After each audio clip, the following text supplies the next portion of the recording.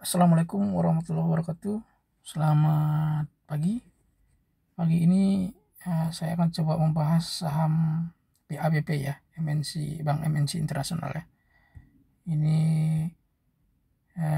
berdasarkan permintaan dari subscriber ya. Kalau kita lihat saham MNC ini kan mengalami pergerakan signifikan, itu kan di sekitar harga 70-an ya, 71 ya ke bawah ya. Jadi bandar itu kemungkinan ngambil barang itu di sekitar 71 sampai 100 ya. Modal bandar sekitar segitu. Kemudian dia melakukan markup dari 107 sampai markup pertama yang ini ya, sampai 400 ya. Ini 4 kali lipat, luar biasa ini ya. Kemudian dia melakukan distribusi ABC setelah itu ya. ABC yang ini tandai dengan ini. Distribusi kuat langsung ya. A, B, C ya. Kemudian itu ya dia rata lagi, sideways lagi, dan kemudian diangkat lagi ke atas sekarang. Setelah rata lagi 1, 2, 3 ya. Wave 3 untuk minornya. Kalau yang mayornya sebenarnya wave-nya ini 1, 2, 3, 4, 5. Ini udah masuk wave 5. Wave 5 ya.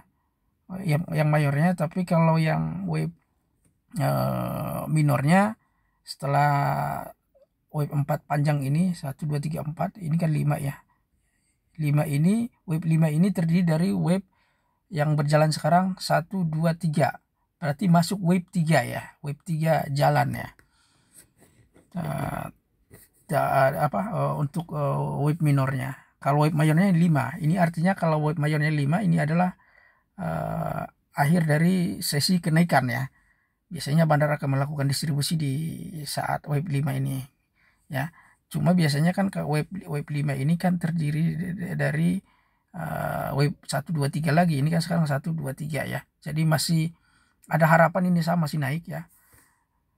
Perhatikan nanti ketika muncul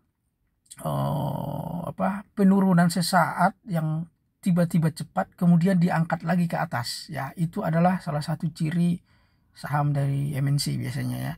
Jadi ini kan 1, 2, 3 ya, wave 3. Jadi kalau ketika dia lakukan nanti itu biasanya setelah itu nggak lama lagi akan koreksi ya. Perhatikan satu hari dia jatuh dalam kemudian diangkat lagi ke atas ya. Itu adalah wave 4 yang disembunyikan sama bandar ya. Jadi nanti itu tidak akan kelihatan di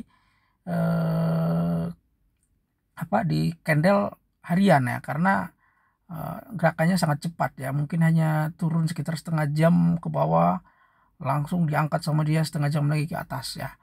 Itu hanya mungkin bisa dicek kalau kita menggunakan candle yang minitan atau 10 menit 15 menitan ya. Kalau harian nggak kelihatan itu. Tapi itu adalah salah satu ciri dari MNC ya. MNC Group biasanya sudah melakukan seperti itu. Ketika itu naik ke atas, Anda siap-siap untuk melakukan penjualan ya. Kemudian kalau dari segi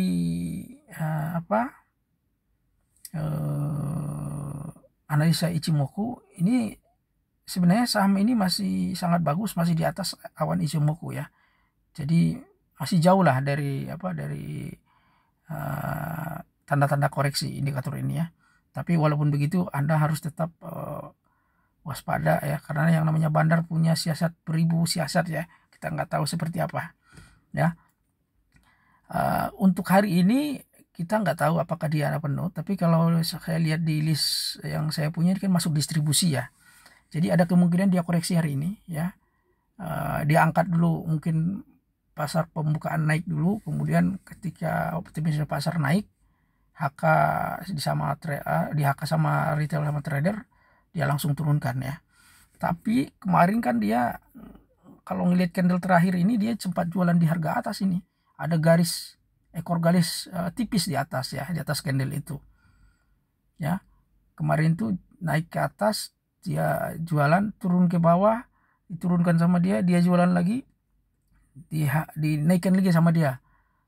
ke atas ya.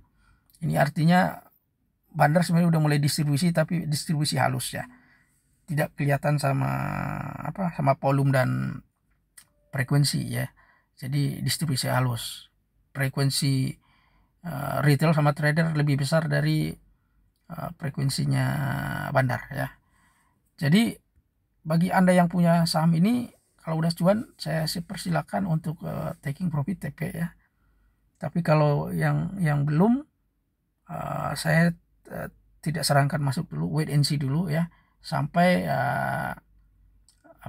tanda-tanda distribusinya hilang ya. Kemudian kalau kita lihat dari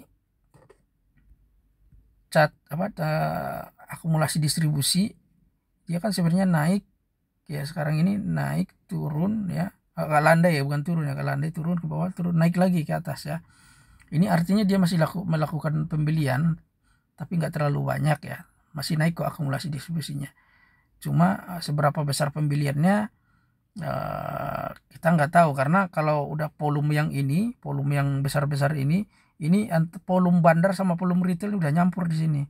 Jadi kita agak susah membeda ini ya, volume bandar sama volume retail udah nyampur. Dan biasanya kalau di web 5, web tempat distribusi, jumlah volume bandar dengan volume retail itu hampir seimbang ya, karena dia sudah menjadi pusat perhatian pasar dan trader sama retail udah tertarik masuk ke dalam. Makanya nggak terlalu bisa dibedakan antara volume bandar dan volume retail, kecuali dia di web 1 atau di web 3. Itu biasanya volume bandar masih dominan ya, volume retail itu belum dominan di situ. Tapi kalau udah di di web 5, volume bandar sama volume retail udah nyampur. Oke, itu kira-kira penjelasan singkat mengenai saham BAPP. Mudah-mudahan ini bisa menjadi pencerahan dan bahan pertimbangan untuk mengambil keputusan pagi ini. Terima kasih atas perhatiannya. Assalamualaikum warahmatullahi wabarakatuh.